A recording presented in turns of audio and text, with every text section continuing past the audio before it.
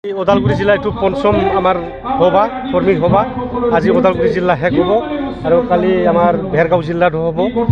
মুঠতে এই পাঁচটা যিটো আমাৰ সমষ্টি আছে পাঁচটাৰ ভিতৰত পাঁচটাত জিকি যোৱা এইটো ইংগিত আমি পাইছোঁ।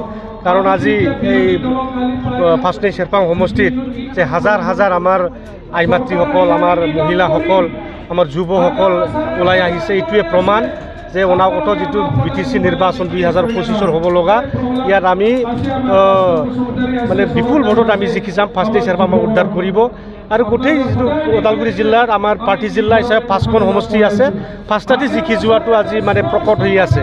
আমি জিকি যোৱাটো নিশ্চিত ওদালগুৰি জিলা হিচাপে। সকলোৱে জানে আজি প্ৰমোদ বড়ো মিছলীয়া প্ৰমাণ হৈছে। আগত নিখিল বড়ো ছাত্ৰ সন্থাৰ সভাপতিৰ সময়ত যি কথাবিলাক কৈছিল আজি চব বিপৰীত হৈ গ'ল, চব বিপৰীত হৈ গ'ল। আজি ইণ্টাৰভিউ পাতিব, আজি এপইণ্টমেণ্ট দিব, এনেকুৱা কথা ক'লে আজি ক'ত গ'ল। আজি হাজাৰ হাজাৰ ভেকেণ্ট পোষ্ট আছে BTCত, এই পোষ্টবিলাক আজি কিয় মানে পূৰণ নহ'ল। আজি BTR চুক্তিৰ দ্বাৰাই 6.3 দ্বাৰাই যিমান কলেজ স্কুল আছিল প্ৰাদেশিকীকৰণ কৰিব লাগিছিল, কিন্তু আজি কিয় কৰিব পৰা নাই। অসম এছেম্বলি শেষ হ'ল, কিয় বিল লৈ আহিব পৰা নাই, কিয় আইন গঠন কৰিব পৰা নাই। তো ইয়াৰ পৰা বুজা যায় প্ৰমোদ বড়ো ডাঙৰীয়া এজন ডাঙৰ মিছলীয়া নেতা, লিডাৰ। তাৰ দ্বাৰাই আমাৰ ৰাজ্যৰ কোনো উপকৃত নহয়, তাৰ দ্বাৰাই আমাৰ যুৱবিলাকৰ উপকৃত নহয়, তাৰ দ্বাৰাই আমাৰ মহিলাসকলে স্বাৱলম্বী নহয়, তাৰ দ্বাৰাই আমাৰ BTCৰ যে দুখীয়া ৰাইজৰ কোনো ইয়াৰ মানে ভৱিষ্যত নাই। তেখেতসকলে খালি নিজৰ পকেটটোৱে চাই আছে।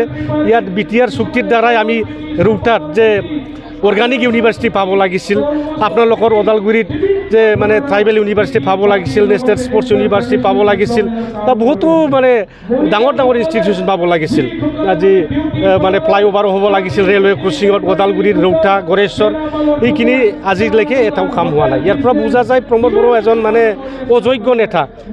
তাৰমানে ৰাইজে আজি দেখিছে 5 বছৰত পেহলে ইস্তেমাল কৰক ফিৰ বিশ্বাস কৰক। তো আমি 5 বছৰ ইস্তেমাল কৰিলোঁ, বিশ্বাস কৰিব নোৱাৰা হ'ল প্ৰমোদ বড়োক।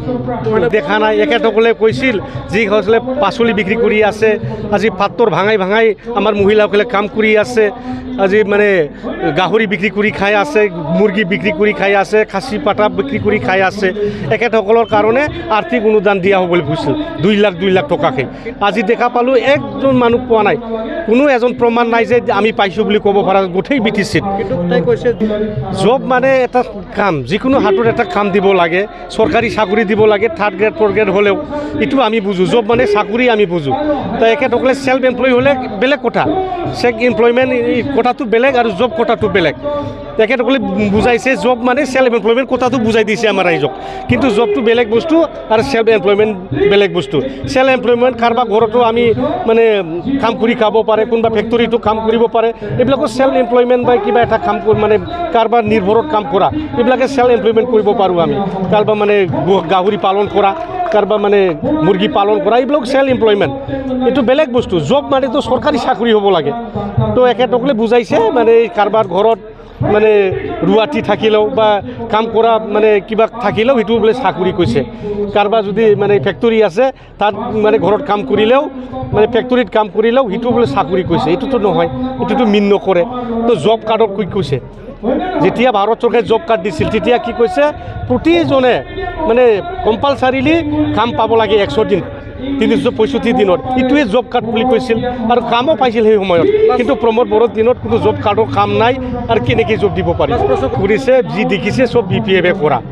আজিৰ তাৰিখত কি হৈছে, প্ৰমোদ বড়ো ডাঙৰীয়াই এই 17 বছৰ হাগ্ৰামাক গালি দিলি, আজি BPFক গালি দি আজি প্ৰমোদ বড়োকে ৰাইজে বেয়া পাইছে। কাৰণ ৰাইজে জানে এই ৰাস্তা কৰিছে হাগ্ৰামা মহিলাৰী কৰিছে, এই স্কুল হাগ্ৰামা মহিলাৰী কৰিছে, এই বড়োলেণ্ড ইউনিভাৰ্চিটি হাগ্ৰামাই কৰিছে, এই মেডিকেল কলেজ হাগ্ৰামাই কৰিছে, এই CIT হাগ্ৰামাই কৰিছে, ওদালগুৰি সাব ডিভিজন হাগ্ৰামাই বনাইছে, আজি ছেক্ৰেটাৰিয়েট হাগ্ৰামাই বনাইছে, যি বনাইছে হাগ্ৰামাই বনাইছে।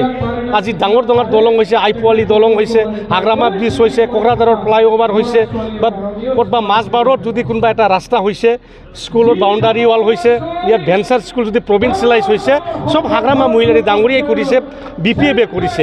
তাত সত্ত্বেও যদি প্ৰমোদ বড়ো ডাঙৰীয়াই 17 বছৰত একো কৰা নাই কয় যদি পাব্লিকে বেয়া পাব না নাই।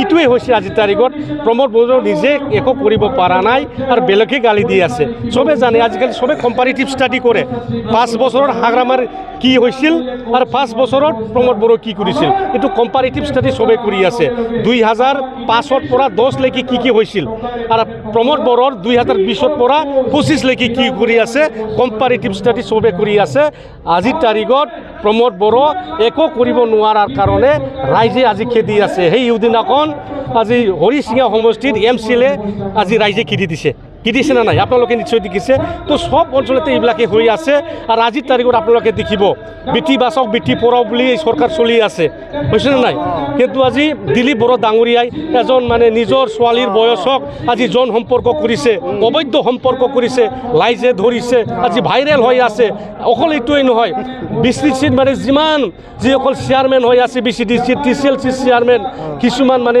পাৰ্টিৰ বিষয়াসকলে এইবিলাক কুকৰ্মবিলাক কৰি আছে আজি ইলিগেল ভালে কাম কৰিবিলাক আছে ইয়াৰ কাৰণে আইজে আজিৰ তাৰিখত UPPL দলক ৰেজেক্ট কৰিছে হাগ্ৰামা মহিলাৰকে বিচাৰি আছে তেখেতসকলে কৈ আছে মানে BTC 3 মাহৰ ভিতৰত ছুইজাৰলেণ্ড বনাম ছুইজাৰলেণ্ড এইবিলাক কাম হয়তো চলে নেকি আমিতো গৈ পোৱা নাই আমিতো নাজানো তেখেতসকলে যে আৰ্টিফিচিয়েল ছুইজাৰলেণ্ড বনাই আমাৰ ছোৱালীসকলক আমাৰ মাইনাসকলক জীৱনটো ধ্বংস কৰিবৰ কাৰণে ষড়যন্ত্ৰ চলাই আছে আমাৰ বেটিসকলক আমি বচাবৰ কাৰণে আমি ৰাইজে আজি আগুৱাই আহিব লাগিব আৰু আমাৰ মহিলাসকলে আগুৱাই আহিব লাগিব আমাৰ ল'ৰা ছোৱালীসকলে আগুৱাই লাগিব নিজৰ ভৱিষ্যতৰ কাৰণে নিজৰ সংস্থাপনৰ কাৰণে আমি কাম কৰিব লাগিব